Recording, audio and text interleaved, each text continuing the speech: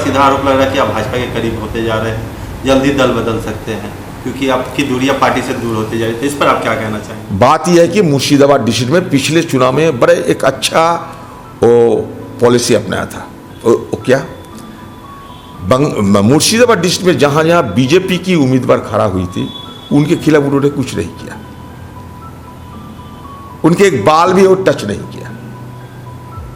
लेकिन कांग्रेस और late party के जहां उम्मीदवार है उनको वहां घुसने नहीं दिया, नामांकन डालने नहीं दिया, कुछ नहीं करने दिया। दूसरी तरफ हमें जितने विपक्ष पार्टी है, चाहे वो कांग्रेस चाहे वो सीपीएम, किसी को चुनाव में भाग नहीं लेने दिए। वो देखा कि मुझे हराने के लिए ममता बनर्जी के एक ही मकसद है बंगाल में कि अधीर चौधरी को हराना चाहिए, क्योंकि मैं उन्हें सीधे तौर पर चुनौती दिए हैं कि तुम मेरे खिलाफ अगर लड़ो बहरमपुर से या मुर्शिदाबाद कई सीट पे, अगर तुम मुझे हरा के दिखा सकोगे तो मैं राजनीति करना ही छोड़ दूंगा।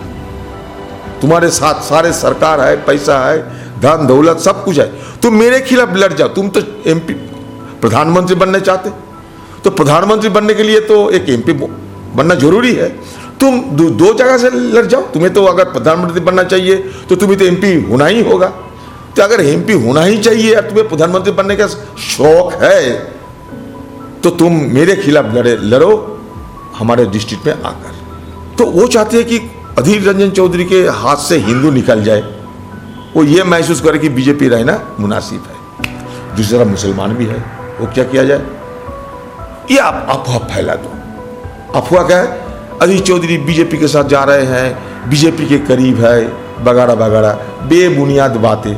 ये ममता बनर्जी का खुद बयान है कि बीजेपी में आधा हिस्सा अच्छा, एक हिस्सा अच्छा है, एक हिस्सा बुरा है। बुरा हिस्सा का तो कौन सा हिस्सा बुरा है? नरेंद्र मोदी और अमित शाह की गुट, ये बुरा बीजेपी का एक हिस्सा है और बाकी अच्छा बीजेपी है।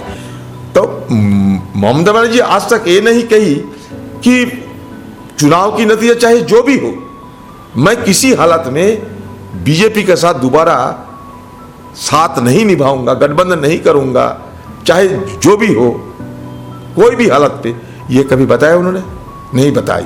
लाल कृष्ण आडवाणी को बीजेपी पार्टी चुनाव लड़ने का मौका नहीं दी, इसलिए ममता बनर्जी क्यों रो रही है? ममता बनर्जी क्यों कह रही बीजेपी में अच्छा है, बीजेपी में आधा बुरा है? क्यों? कांग्रेस पार्टी के साथ बीजेपी का कोई व्यक्तिगत रूप से भी कांग्रेस पार्टी बीजेपी का कोई नेता से हमारा कोई खिलाफत नहीं है।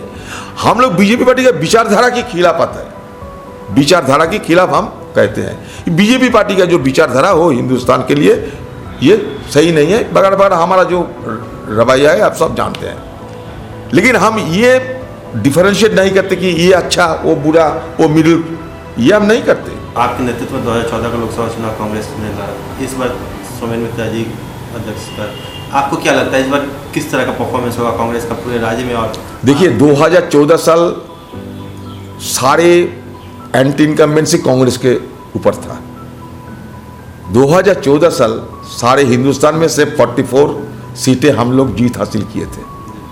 तो 2014 की बात कुछ अलग है, सारे एंटी इनकम्बेंसी हमारे खिलाफ थे। मोदी जी का मतलब इमर्जिंग पीरियड था वो, सारे हिंदुस्तान में मोदी लहर तैयार हुआ था उस समय। और कांग्रेस पार्टी डिफेंसिव पोजीशन में थे। उस समय भी हम बंगाल से चार सीटें जहां जीत हासिल किए थे और रायगंज में हम मतलब 1600 सिलेंडर मार्जिन में हम वहां हारी थी। तो आज माहौल अलग है। आज राहुल गांधी जी के नेतृत्व में सारे हिंदुस्तान में कांग्रेस धीरे धीरे आगे निकालने का कोशिश करते हैं। नरेंद्र मोदी जी तो उनके खिलाफ राहुल गांधी जी अभी चर्चा में आ गए हैं। तो आज माहौल पूरा बदल चुके हैं और इसीलिए हम उम्मीद लगा के बैठे हैं कि इस बार 2019 में बहुत ज़्यादा मैं उम्मीद नहीं जताते, लेकिन कम से कम 5 सीटें कांग्रेस के पक्ष में आना चाहिए, ये मैं जरूर कहूँगा। आपके इलाके क्षेत्र में 70% अल्पसंख्यक समुदाय के लोग रहते हैं। भाजपा का कहना है कि अगर वो सत्ता में आते तो बंगाल दोबारा सत्ता में तो बंगाल में भी एनआरसी लाने की कोशिश करेंगे।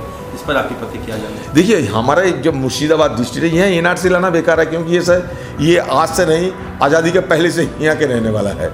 कहीं भी लाजे, हम एनआरसी का जो कमेटी बने थे उस कमेटी में मैं भी शामिल था, और जो सिटीजनशिप एक्ट में जो उसमें मैं भी शामिल था, तो उसमें एनआरसी की चर्चा बड़ी हुई थी।